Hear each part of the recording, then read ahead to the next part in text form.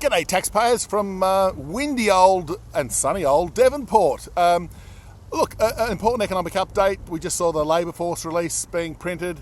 89,000 jobs, which is great. Unemployment rate still at 4.1%. So we've got this scenario where we're still getting decent employment growth in trend terms, so that monthly volatility is still very much there.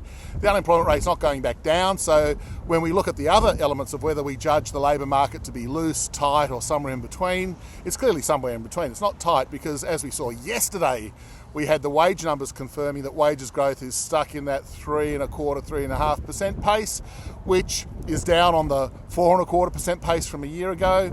The unemployment rate is still more than half a percentage point above where it was 2 years ago.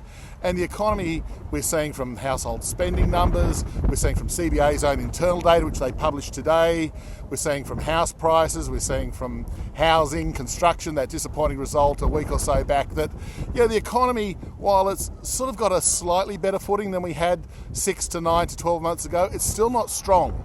And that's with interest rates being restrictive. Everybody knows they're restrictive, including our friends at the RBA. Michelle Bullock has noted that a 4.1% cash rate is still imparting a negative influence on economic growth and employment and inflation. So that's why it's no longer appropriate. So the question for the RBA board next Tuesday is whether a 4.1% cash rate is appropriate, given that we've got a labour market that's not tight, we've got an economy that's not strong, and we've got an inflation rate that's on target. So I think the short answer is clearly it's not.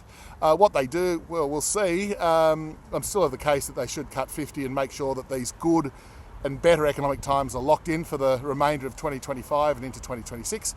If they keep policy too tight for too long, it's like the proverbial coiled spring that's pointing towards a downturn at some stage. If they keep it too tight for too long, all of a sudden you get the economy hitting the brick wall. Hopefully we don't see that, but that's the risk that the RBA will be playing next week if they don't start easing and continue to ease monetary policy. So that's all, folks. Back to the conference. Cheers.